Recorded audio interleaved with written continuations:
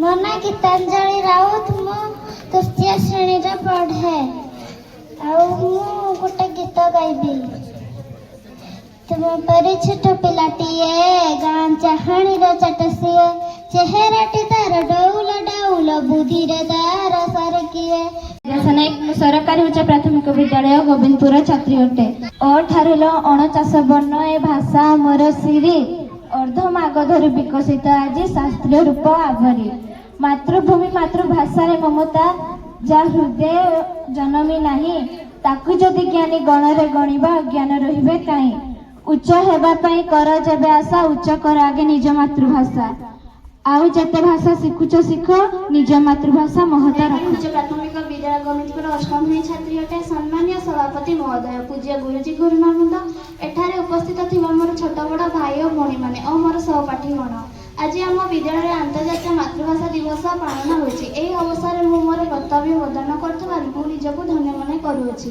ବେଦରେ ବର୍ଣ୍ଣିତ ହୋଇଛି ଆମ ସମସ୍ତଙ୍କର 5ଟି ଲେଖାଏଁ ମାତା ଅଛନ୍ତି। ସେମାନେ ହେଉଛନ୍ତି ନିଜ ମାତା, ପିତା ମାତା, ବେଦ ମାତା, ଭୂମାତା, ଦେଶ ମାତା।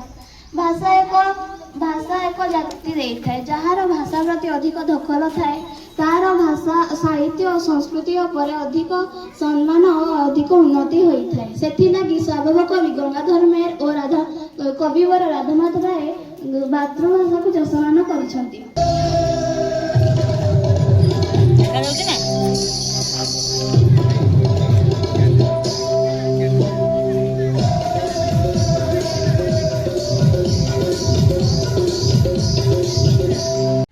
ମୁଁ ଓଡ଼ିଆ ଭାଷା ଏବଂ ସାହିତ୍ୟର ସମୃଦ୍ଧତାକୁ ସକ୍ରିୟ ଭାବରେ ପ୍ରୋତ୍ସାହିତ ଏବଂ ପାଳନ କରିବାକୁ